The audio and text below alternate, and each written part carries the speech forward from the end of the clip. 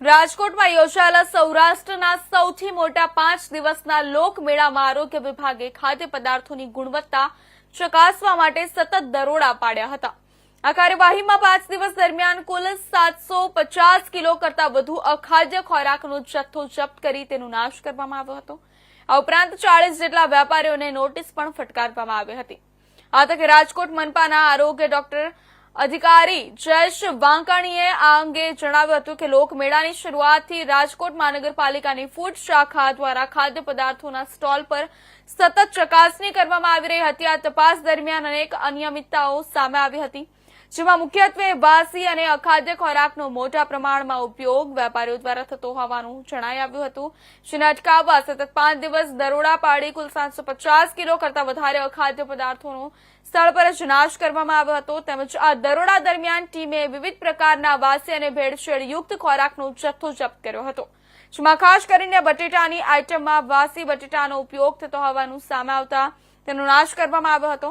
તેમજ ખાદ્ય પદાર્થોમાં ઉપયોગમાં લેવાતી ચટણી કૃત્રિમ રંગો મિશ્રિત હોવાનું જણાતા તેનો પણ નાશ કરી દેવામાં આવ્યો હતો।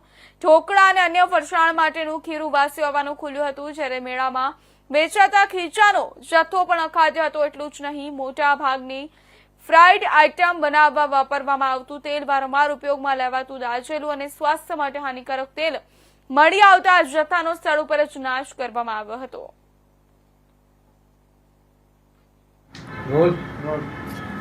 સાહેબ, લોકમેળા દરમિયાન કેટલા સ્ટોરમાં રેડ કરવામાં આવી, ખાણીપીણીના કેટલો જથ્થો નાશ કરવામાં આવ્યો અને કઈ કઈ વસ્તુ? રાજકોટ મહાનગરપાલિકાની આરોગ્ય શાખા હેઠળ જે ફૂડ શાખા છે એના દ્વારા તમામ લોકમેળાના દિવસના આયોજન પૂર્વે ઉપરાંત દિવસો દરમિયાન જે છે વિવિધ ટીમો દ્વારા જે છે એ તમામ જે ફૂડ બિઝનેસ ઓપરેટર્સ છે તમામને ત્યાં જે છે એ ફૂડની જે ચકાસણી જે છે કરવામાં આવી હતી। મોટાભાગે જોવા જઈએ તો જે લાઈવ ફૂડ જે બની રહ્યા હતા એમાં પણ ખાસ કરીને જોવા જઈએ તો ઢોકળા ઉપરાંત જે કલર મિશ્રિત કરેલી ચટણી ઉપરાંત જે ખાસ કરીને બટેટા જે ઘણી બધી આઇટમોમાં યુઝ થતા હતા એમાં વાસી બટેટા, આ ઉપરાંત ખાસ કરીને ખાદ્ય તેલ તળવાની જે વસ્તુ હતી, મોટાભાગની જે ફ્રાઈડ આઇટમ્સ હતી એના માટે વપરાશમાં લેવામાં આવતું જે તેલ હતું એનો આ ટીપીસી કાઉન્ટ જે છે એ ઘણી વખત ખૂબ મોટી માત્રામાં એટલે કે દાઝિયા તેલનો વપરાશ થતો જોવા મળે હતો। તો આ તમામ જોવા જઈએ તો તમામ ફૂડ બિઝનેસ ઓપરેટરને ત્યાં અમારી ટીમ દ્વારા જે છે દૈનિક ધોરણે જે છે તપાસ હાથ ધરવામાં આવી હતી।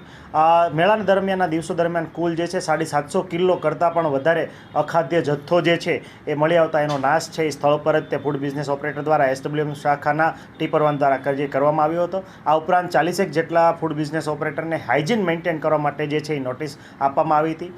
ઉપરાંત જોવા જઈએ તો તમામ જેટલા પણ ફૂડ બિઝનેસ ઓપરેટર જે છે મોટા સ્ટોલ ધારક હતા એ તમામને ટેમ્પરરી લાયસન્સની પ્રક્રિયા પણ ફૂડ શાખા દ્વારા જે છે એ કરવામાં આવી હતી। આ ઉપરાંત મેળા દરમિયાન જે સ્ટોલ ઉપરાંતના ઘણી બધી લારીઓ અથવા જે ઠેકા લઈને આવેલા લોકો હતા એમની પણ જે છે ફૂડ શાખા દ્વારા તપાસણી કરવામાં આવી હતી।